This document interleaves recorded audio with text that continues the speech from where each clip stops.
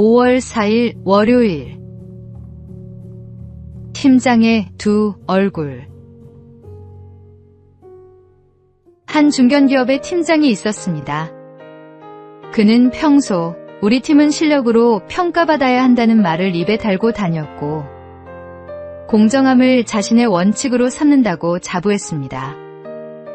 어느 날 사원 평가 회의가 열렸습니다. 팀장은 한 사원에 대해 성과가 아직 부족합니다. 이번 승진은 시기상조입니다라고 말했습니다. 주변이 고개를 끄덕이며 분위기가 굳어가던 순간 누군가 조용히 귀띔했습니다.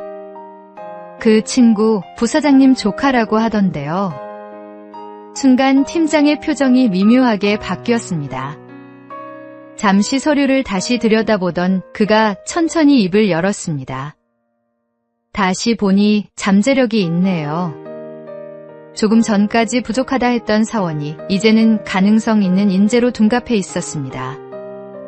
회의가 끝난 뒤 팀장은 후배들에게 말했습니다. 우리 팀은 언제나 원칙대로 가야 해. 그 말을 듣는 사원들의 눈빛은 어딘가 씁쓸했습니다. 그러나 팀장은 끝내 그 이유를 알지 못했습니다. 그는 이미 사람을 보고 판단하고 있었기 때문입니다. 혹시 우리도 상황과 사람에 따라 기준을 바꾸고 있지는 않습니까? 말씀은 우리에게 말합니다.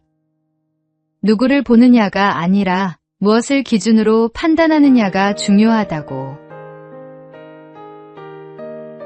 오늘의 말씀. 너희는 재판할 때 불의를 행하지 말며 가난한 자의 편을 들지 말며 세력 있는 자라고 두둔하지 말고 공의로 사람을 재판할지며. 오늘의 만나.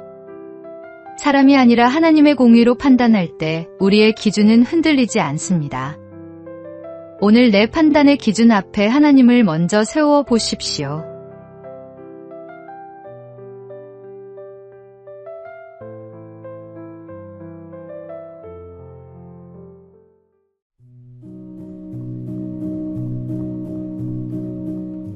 (5월 5일) 화요일.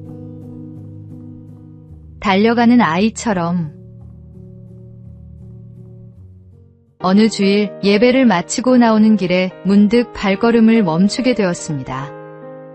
예배당 문이 열리자 아이들이 제일 먼저 뛰어나왔습니다. 그중 한 아이는 주위를 돌아보지도 않고 오직 아빠만 바라보며 곧장 달려가 안겼습니다. 이미 아침에도 얼굴을 보았을 텐데 그 아이에게는 다시 만나는 그 순간이 가장 기쁜 시간이었습니다. 그 모습을 바라보며 문득 이런 생각이 떠올랐습니다. 하나님도 우리에게 바로 이런 마음을 바라시지 않을까 하고 말입니다. 우리는 종종 예배의 자리에서도 다른 생각과 시선의 마음을 빼앗기곤 합니다. 찬송을 부르면서도 머릿속은 이미 점심 메뉴를 고르고 설교를 듣는 동안에도 눈은 어느새 다른 곳을 향합니다. 예배 시간에 앉아 있으면서도 마음은 이미 예배당 밖을 서성이고 있는 것입니다. 그러나 예배란 본래 아버지께로 달려가는 행위입니다. 어떤 치장도 어떤 완벽한 준비도 필요 없습니다. 그저 아버지만 바라보며 달려가는 그 아이의 마음. 그것이 바로 예배의 본질입니다. 오늘 하루 어린아이처럼 오직 아버지를 바라보며 그 품으로 달려가는 예배자가 되어 보십시오. 오늘의 말씀. 하나님은 영이시니 예배하는 자가 영과 진리로 예배할지니라. 오늘의 만나. 아이가 아빠에게 달려가듯 아무것도 계산하지 않고 오직 한 분만 향하는 그 마음이 하나님이 기다리시는 예배입니다.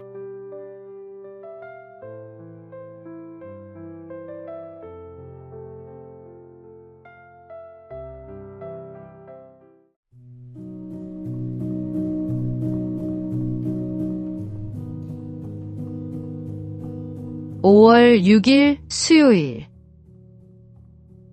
스티커처럼.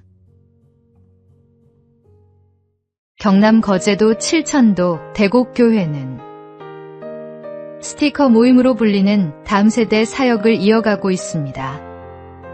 요한복음 15장 4에서 5절. 내 안에 거하라는 말씀에서 차가 나요. 아이들이 예수님께 스티커처럼 찰싹 붙어있게 하자는 뜻을 담은 이름입니다.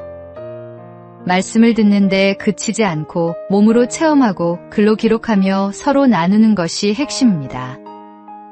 이 사역을 이끄는 차재철 목사는 아내를 암으로 떠나보낸 뒤 공황장애와 뇌경색까지 겪으며 무너질 뻔했습니다.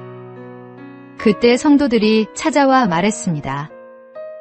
목사님은 떠나면 안 됩니다. 두 아이는 우리가 함께 키우겠습니다.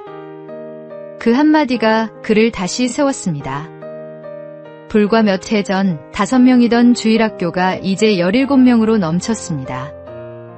비결은 화려한 시설이 아닙니다. 직접 기타와 우쿨렐레를 가르치고 아픈 성도를 병원에 데려가며 홀로 사는 어르신의 보일러를 고쳐주는 작은 섬김들이 쌓인 결과입니다. 달란트를 움켜쥐지 않고 내어놓을 때 하나님은 그 작은 손 위에서 당신의 일을 시작하십니다. 오늘의 말씀. 내 안에 거하라. 나도 너희 안에 거하리라. 가지가 포도나무에 붙어있지 아니하면 스스로 열매를 맺을 수 없음 같이 너희도 내 안에 있지 아니하면 그러하리라. 오늘의 만나. 예수님께 스티커처럼 붙어있는 것, 그것이 신앙의 전부입니다. 거창한 결심보다 오늘 하루 그분 곁에 머무는 것이 먼저입니다.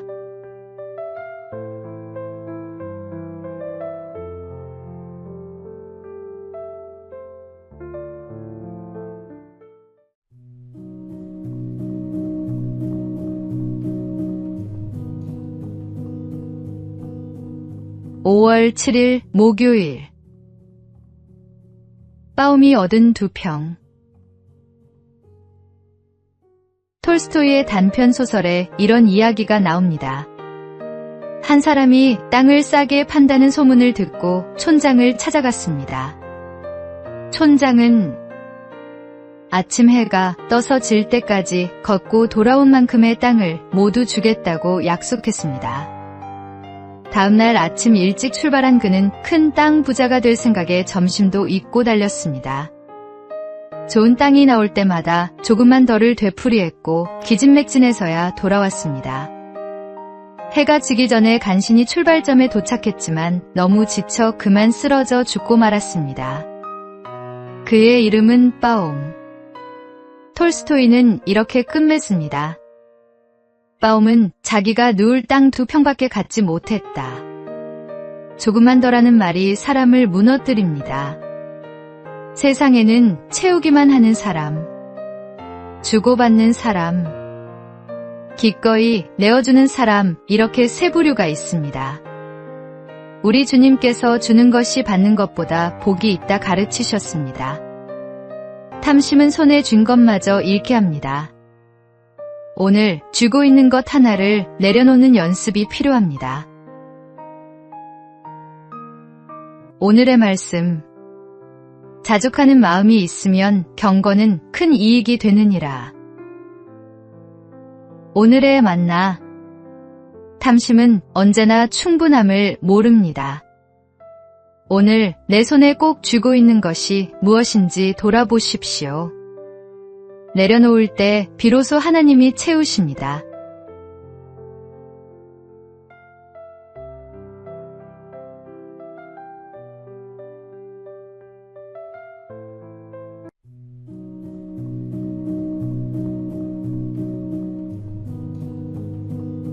(5월 8일) 금요일. 아빠 개구리의 하품. 남부 칠레의 늪지에는 리노데르마르라는 작은 개구리가 살고 있습니다. 산란기가 되면 암컷이 젤리에 쌓인 알을 낳는 순간 곁에 있던 수컷이 그 알을 모두 삼킵니다. 먹으려는 게 아니라 보살피기 위해서입니다. 수컷은 소리주머니 속에 알을 소중히 품고 기르는 동안 개구리 본업인 울음소리도 포기합니다. 먹는 것도 절제하며 위험에 대비합니다. 그 긴 시간 동안 수컷은 아무것도 자신을 위해 쓰지 않습니다. 오직 품속의 생명을 지키는 일에만 온 존재를 겁니다. 알이 완전히 자랐다고 판단되면 비로소 긴 하품을 하듯 새끼 개구리를 세상으로 내보냅니다.